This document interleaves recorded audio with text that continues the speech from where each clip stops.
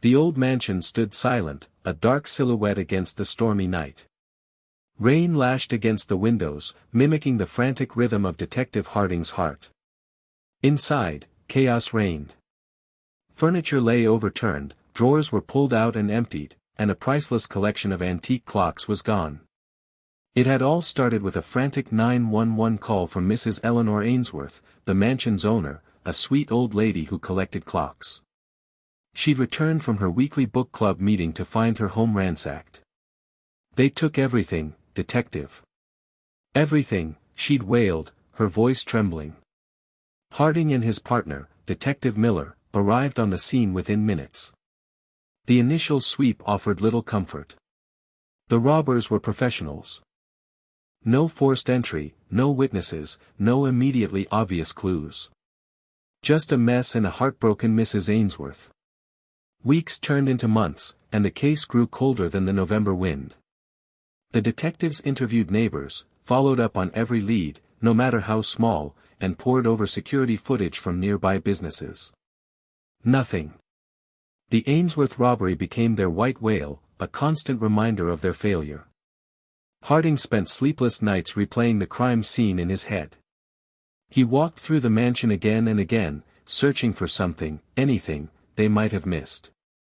Miller, a younger, more tech-savvy detective, focused on digital forensics, hoping to find a trace of the robbers online or on Mrs. Ainsworth's computer.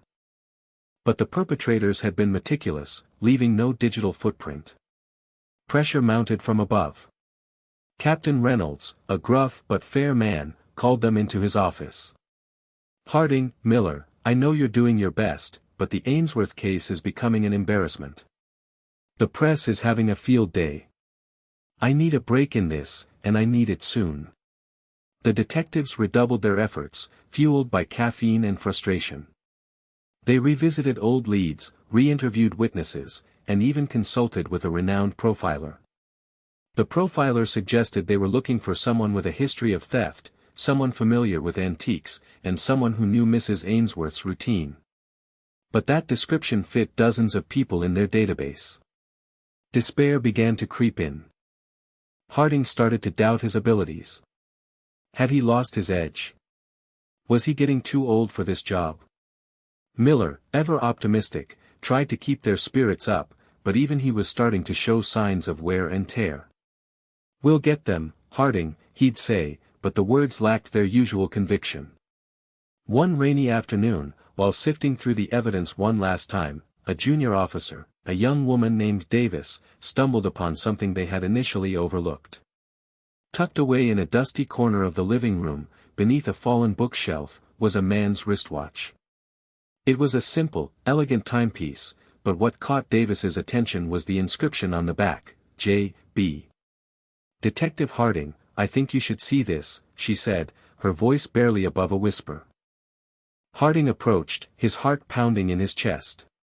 Could this be the break they had been waiting for? He picked up the watch, examining it closely. The inscription was small but clear. J.B. Could it be the robber's initials? Harding held the watch carefully, turning it over in his gloved hands. The engraving, though small, was undeniably there. J.B. Simple, yet potentially the key to unlocking the entire case. He looked at Miller, a flicker of hope in his eyes. Could this be it? Miller, ever the pragmatist, cautioned restraint. "Let's not get ahead of ourselves, Harding. It could be anyone's watch. Maybe even Mrs. Ainsworth's late husband." "She said he never wore a watch," Harding countered, recalling their initial interview. "And besides, his name was Arthur. Arthur Ainsworth." Okay, Miller conceded. "So, we run it. See if we can match the initials to anyone in our system, anyone connected to the case, anyone with a record." The initial search came up empty. No J.B. associated with Mrs. Ainsworth, no J.B. with a known history of theft in the area. Harding felt his hope begin to dwindle. Was this just another dead end? What about people who were questioned early on? Davis suggested, her eyes bright. Maybe someone slipped through the cracks. Harding nodded, impressed by the young officer's initiative. Good thinking, Davis. Let's pull up the initial interview transcripts. See if any names jump out. The detectives spent the next few hours poring over the transcripts, their eyes scanning for any mention of someone with the initials J.B. The task was tedious and frustrating. Most of the interviews were with neighbors, friends of Mrs. Ainsworth, and local antique dealers, none of whom seemed remotely suspicious. Just as Harding was about to give up, Miller let out a low whistle. Wait a minute.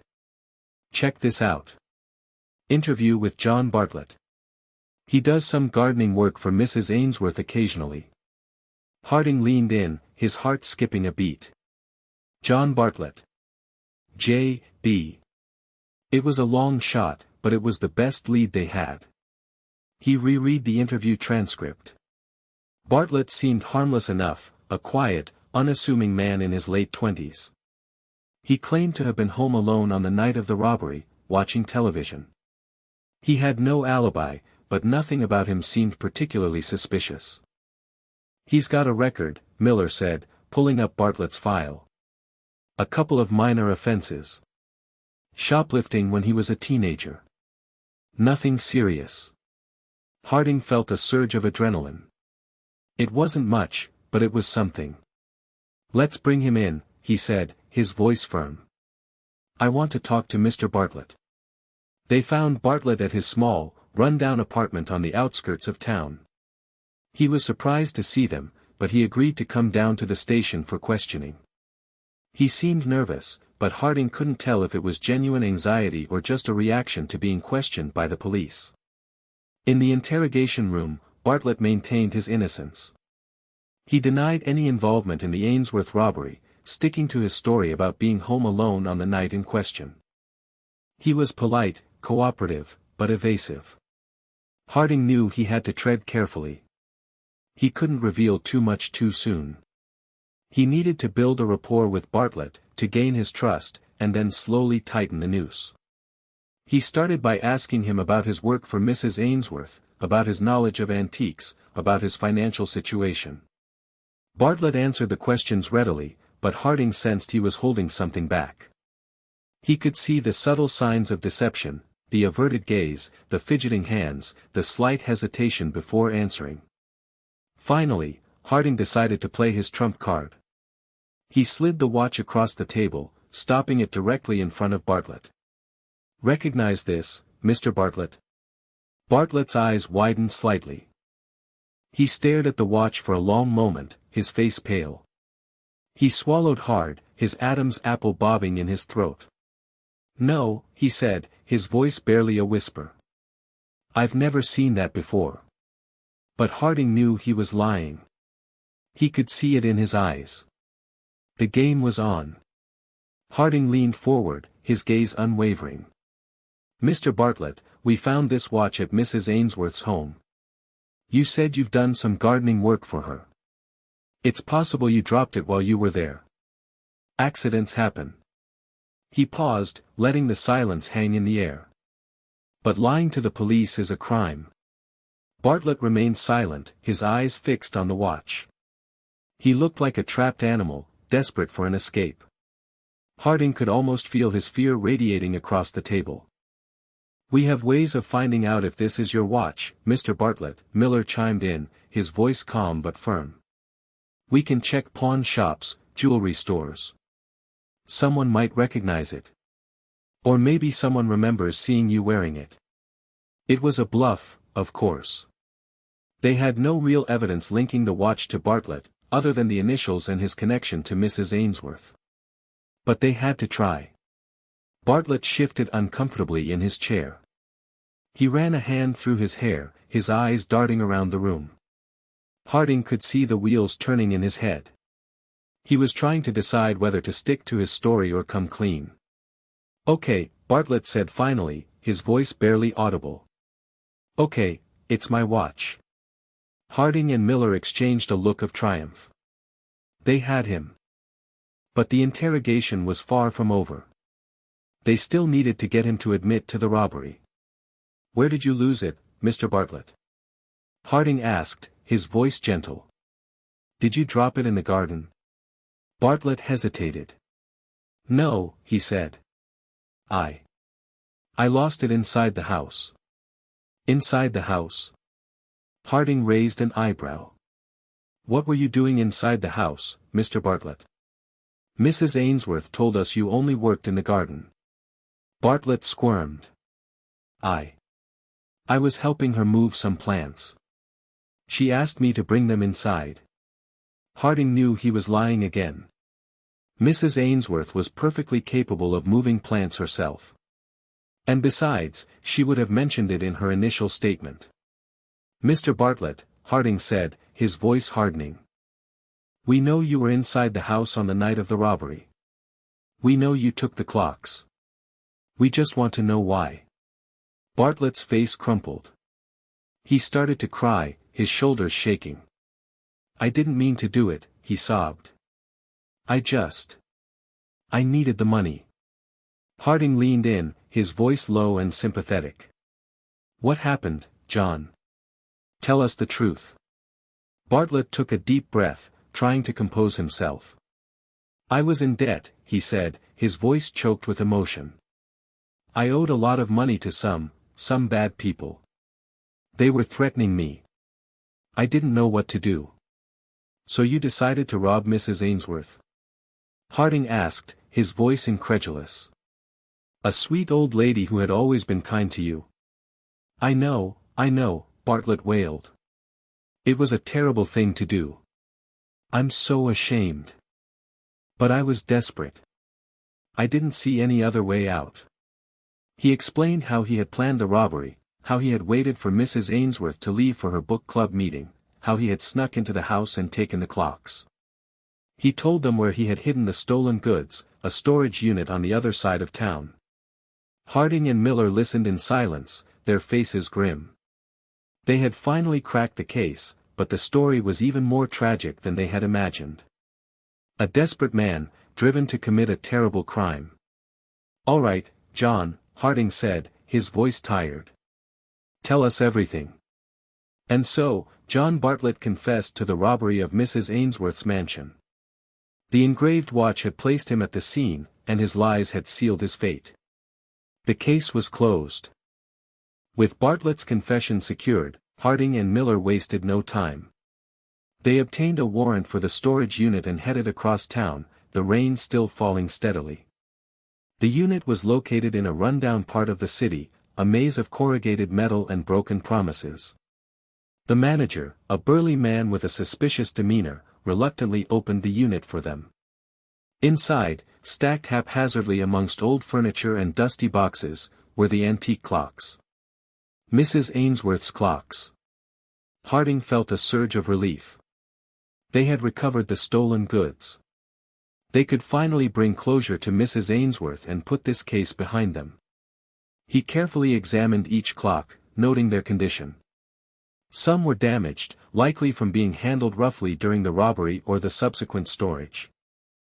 Miller, meanwhile, was busy documenting the scene, taking photographs and collecting evidence. He found a small toolbox containing some basic tools, a screwdriver, a pair of pliers, and a small crowbar. These were likely the tools Bartlett had used to disable the alarm system and break into the display cases. As they were loading the clocks into the police van, Harding received a call from Captain Reynolds. "Harding, good work," Reynolds said, his voice sounding genuinely pleased. "The Ainsworth case is officially closed. The press is all over it. They want a statement." "We'll be back at the station soon, Captain," Harding replied. "We'll give you all the details." Back at the station, Mrs. Ainsworth was waiting for them, her face etched with worry. When she saw the clocks, her eyes lit up with joy. "Oh, my precious clocks," she exclaimed, rushing forward to embrace them. "I can't thank you enough, Detective Harding, Detective Miller. You've given me back my life." Harding smiled, feeling a sense of satisfaction wash over him. It was moments like these that made all the hard work worthwhile. He had helped a victim, brought a criminal to justice, and restored a sense of peace to a community. The press conference was a blur of flashing cameras and shouted questions. Harding and Miller answered the questions as best they could, emphasizing the importance of teamwork and perseverance in solving the case. They made sure to give credit to Officer Davis for her keen observation skills in finding the watch. As Harding stood before the microphones, he couldn't help but think about the small, engraved watch that had cracked the case wide open. A seemingly insignificant object, overlooked for months, had ultimately led them to the truth. It was a reminder that even the smallest details can be crucial in solving a crime. That night, Harding went home and poured himself a glass of whiskey. He sat on his porch, watching the rain fall, and reflected on the case. He had faced challenges, overcome obstacles, and ultimately succeeded in bringing a criminal to justice. It was a good feeling. He knew there would be other cases, other challenges, but for now, he could rest easy, knowing that he had done his job well. The engraved watch, a silent witness to a desperate act, had spoken volumes, leading the detectives to the truth and restoring peace to Mrs. Ainsworth's life. The next morning, the rain had finally stopped. A pale sun peeked through the clouds, casting a hopeful light on the city. Harding arrived at the station, feeling refreshed and energized. The Ainsworth case was behind them, but there was still work to be done. He found Miller in his office, already poring over files. "Morning, Harding," Miller said, looking up with a tired smile. "Anything new?" "Just the usual paperwork," Harding replied. "Captain wants us to write a full report on the Ainsworth case. Every detail, every lead, every dead end." "Great," Miller groaned. "Just what I wanted to do on my day off." Harding chuckled. "Well, we've got to do it. It's part of the job." He paused. "You know, I was thinking about that watch last night." "The one that cracked the case?" Miller asked. "Yeah," Harding said. "It's amazing how something so small could make such a big difference. It makes you wonder about all the other little things we miss in our investigations." Miller nodded. "It's true. Sometimes it's the smallest detail that unlocks the whole puzzle." They spent the morning working on the report, meticulously documenting every aspect of the Ainsworth case. They described the initial crime scene, the frustrating lack of leads, the pressure from above, and the eventual discovery of the watch. They detailed the process of identifying John Bartlett, highlighting the challenges they faced in tracing the initials J.B. They explained how they had initially dismissed Bartlett as a suspect, focusing instead on more obvious candidates. They described the interview transcripts, the minor offenses on Bartlett's record, and the subtle signs of deception that had ultimately led them to him. They also made sure to emphasize the importance of Officer Davis's contribution. Without her keen observation skills, they might have never found the watch, and the case would have remained unsolved. As they were finishing the report, Captain Reynolds stopped by their office. "Harding, Miller," he said, "I just wanted to thank you again for your work on the Ainsworth case. You did a great job." "Thank you, Captain," Harding replied. "We appreciate it." "I know it was a tough case," Reynolds said. "But you never gave up.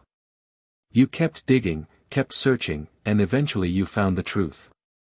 That's what makes you good detectives." Harding and Miller exchanged a smile.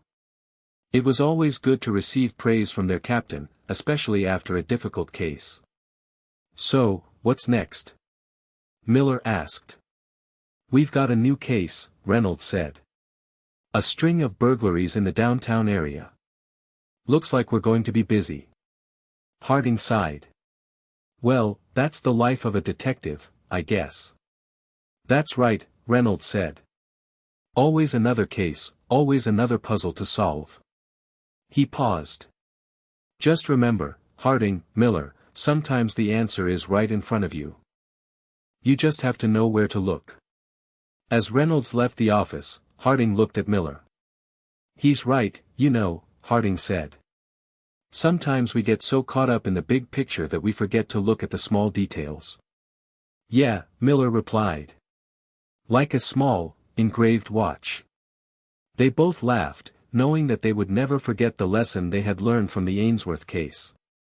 The importance of paying attention to the small details, of never giving up, and of always trusting their instincts. These were the qualities that made them good detectives, and these were the qualities that would help them solve many more cases in the future. The downtown burglaries were different from the Ainsworth case. These were quick, smash-and-grab jobs, targeting jewelry stores and electronics shops. The robbers were in and out in minutes, leaving behind broken glass and empty display cases. Harding and Miller spent days canvassing the area, interviewing witnesses, and reviewing security footage. They identified a pattern: the burglaries always occurred late at night, on weekdays, and the robbers always used a stolen van as their getaway vehicle. They managed to recover the van after one of the burglaries, but it was wiped clean of any fingerprints or DNA evidence. The robbers were professionals, just like in the Ainsworth case. Frustrated, Harding and Miller decided to try a different approach.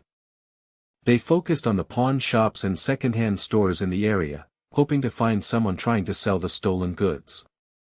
One afternoon, while visiting a pawn shop on the outskirts of town, Harding spotted something that caught his eye. A small, antique clock, sitting on a shelf behind the counter. It looked familiar. He approached the counter and asked the pawnbroker about the clock. The pawnbroker, a shifty-eyed man with a nervous demeanor, said he had bought it from a young man a few days ago. "Do you remember his name?" Harding asked. The pawnbroker hesitated. I don't think so," he said. "I buy and sell a lot of stuff. I can't remember everyone's name." Harding showed him a picture of John Bartlett. "Is this the man who sold you the clock?" The pawnbroker's eyes widened. He looked at the picture, then back at Harding, his face pale. I don't know," he stammered. "Maybe.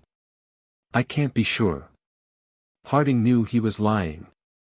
He could see it in his eyes. He placed the pawnbroker under arrest for receiving stolen property. Back at the station, the pawnbroker eventually confessed. He admitted that John Bartlett had sold him the clock, and he knew it was stolen. He also provided them with Bartlett's address and a description of his car. Harding and Miller obtained a new warrant for Bartlett's arrest. They found him at his apartment, packing a suitcase. He didn't resist arrest. In the interrogation room, Bartlett initially denied any involvement in the downtown burglaries. He claimed he had been working at a landscaping job during the time the burglaries occurred. "We checked your alibi, Bartlett," Miller said, his voice cold. "Your employer said you haven't worked for him in weeks." Bartlett's face crumpled. He knew he was caught. He confessed to the downtown burglaries, admitting that he had used the money to pay off his debts. Harding and Miller felt a sense of closure. They had not only solved the Ainsworth case, but they had also apprehended the perpetrator of the downtown burglaries. It was a good day for justice. As they were processing Bartlett, Harding couldn't help but feel a sense of pity for the young man. He had made some bad choices, but he wasn't a hardened criminal. He was just a desperate man, trying to survive. Harding knew that Bartlett would face the consequences of his actions. He would go to prison, pay his debt to society, and hopefully, learn from his mistakes. But Harding also hoped that one day, Bartlett would be able to turn his life around and become a productive member of society. Everyone deserved a second chance, even John Bartlett. A few weeks later, the dust had settled. Bartlett was in jail, awaiting trial for both the Ainsworth robbery and the downtown burglaries. Mrs. Ainsworth had recovered her clocks and was slowly rebuilding her life. Harding and Miller were back to their routine, solving petty crimes and chasing down leads. One sunny afternoon, while sitting in their office, Harding received a letter in the mail. It was from Mrs. Ainsworth. He opened the letter and read it aloud to Miller. "Dear Detective Harding and Detective Miller," he began. "I wanted to thank you again for your hard work in solving the robbery. I am so grateful to have my clocks back. I also wanted to let you know that I have decided to sell my mansion and move to a smaller house in the countryside. It's time for a change." Harding paused, feeling a pang of sadness. He had grown fond of Mrs. Ainsworth and her quirky personality. He was sorry to see her leave. "She also included a little something for you both," Harding said, reaching into the envelope. He pulled out two small, velvet boxes. He opened one and gasped. Inside was a brand new wristwatch. Miller opened his box and stared at his watch in disbelief. "Wow," he said. "This is amazing." Harding examined his watch closely. It was a beautiful timepiece, with a silver band and a classic design. On the back, engraved in elegant script, were the initials T.H. "She had our initials engraved on them," Harding said, his voice filled with emotion. "That's so thoughtful." Miller nodded, speechless. He was deeply touched by Mrs. Ainsworth's generosity. They both wore their new watches with pride. They were a constant reminder of the Ainsworth case, the challenges they had faced, and the importance of their work. As Harding looked at his watch, he couldn't help but smile. The engraved initials were more than just a personal touch. They were a symbol of their dedication to justice, their commitment to helping others, and their unwavering belief in the power of small details. The Ainsworth case had taught them a valuable lesson, that even the smallest clue can lead to the biggest breakthrough. And that sometimes, the most important thing is to never give up, even when the odds are stacked against you. They knew that there would be other cases, other challenges, but they were ready. They were detectives, and they were determined to solve every puzzle, no matter how difficult.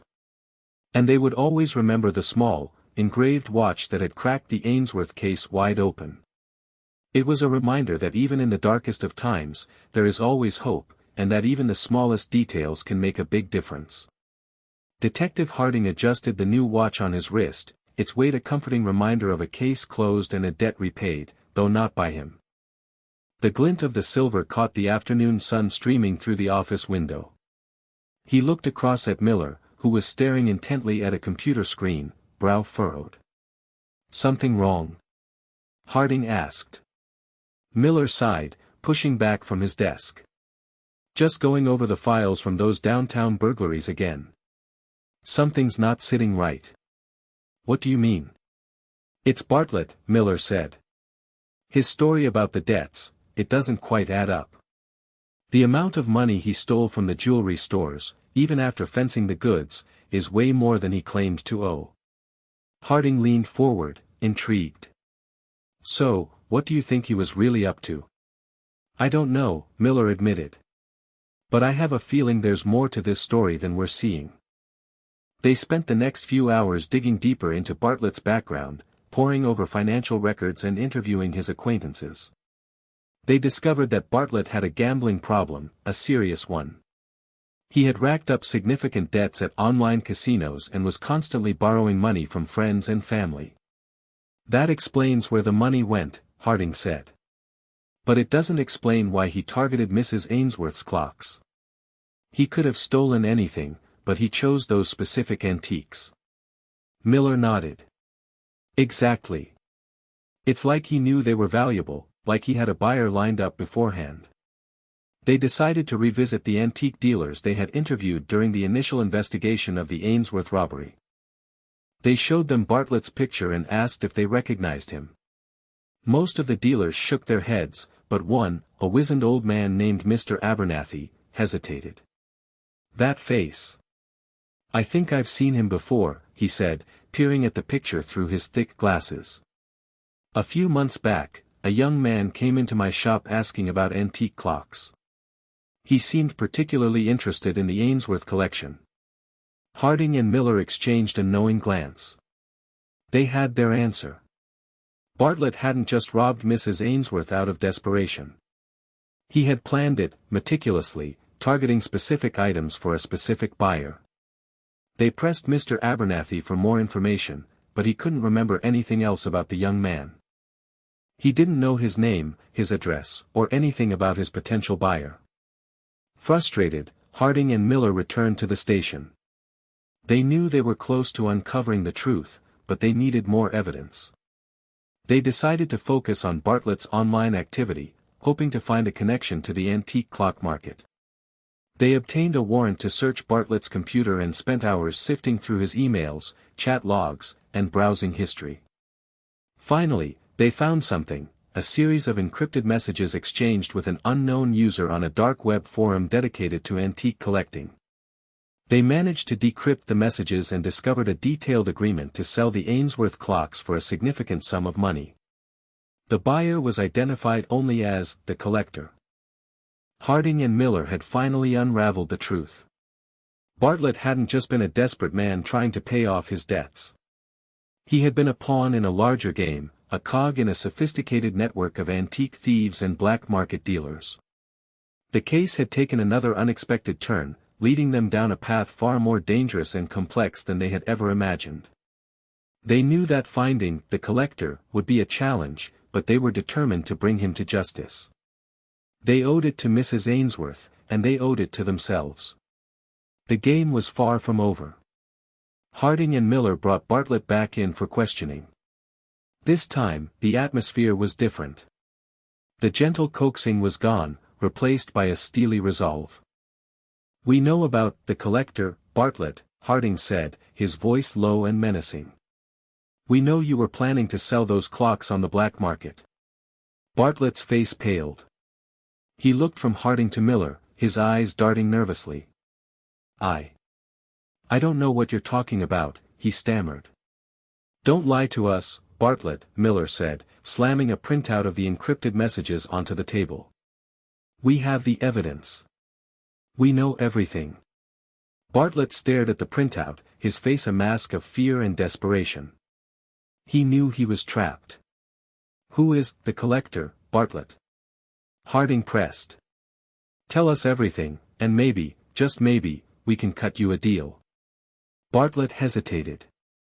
He knew that snitching on the collector would put him in serious danger.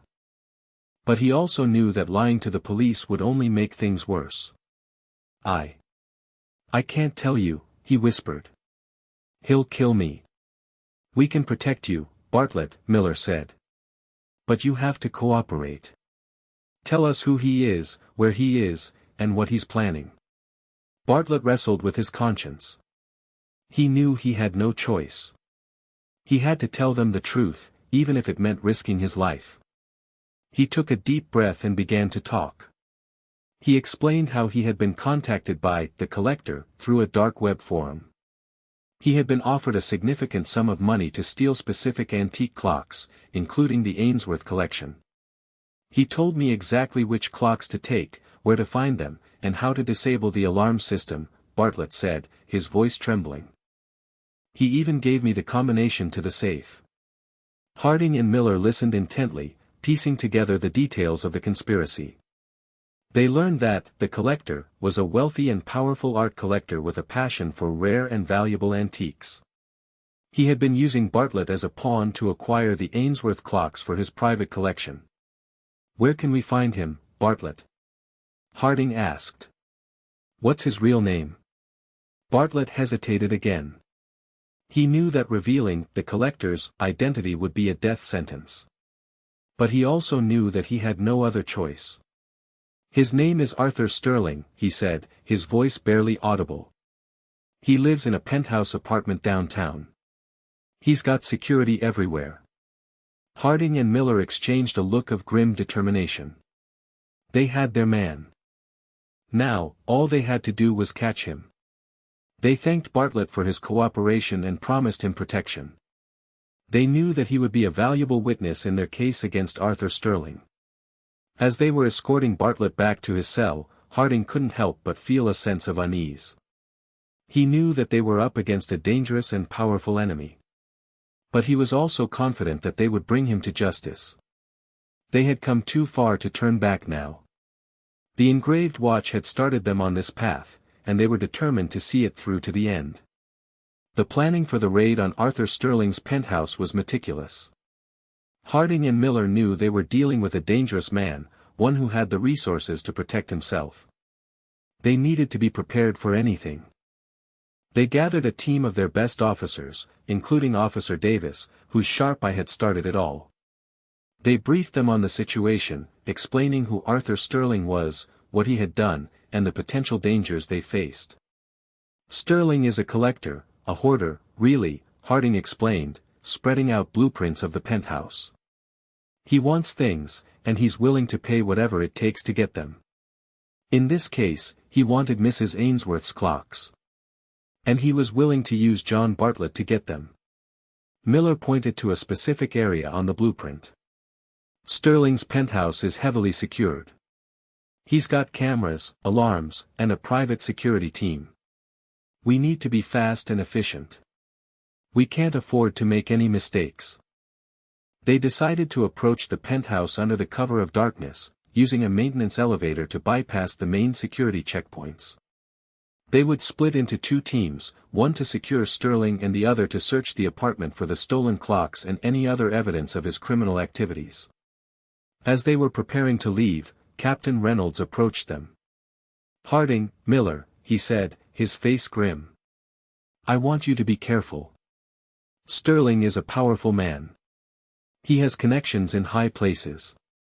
This could get messy." "We know, Captain," Harding replied.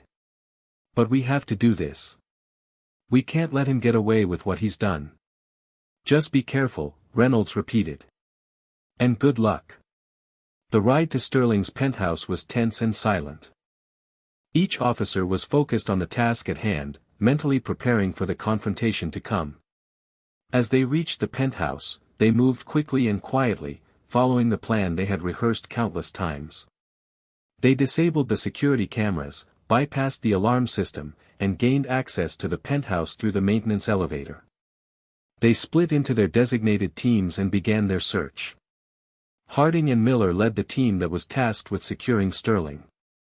They found him in his study, surrounded by rare books and priceless artifacts.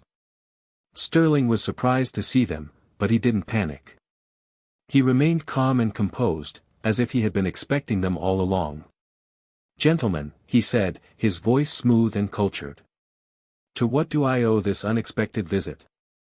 Arthur Sterling, you're under arrest for conspiracy to commit robbery and receiving stolen property," Harding said, his voice firm.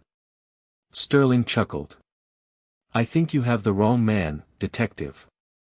I am a respected member of this community. I would never do anything illegal."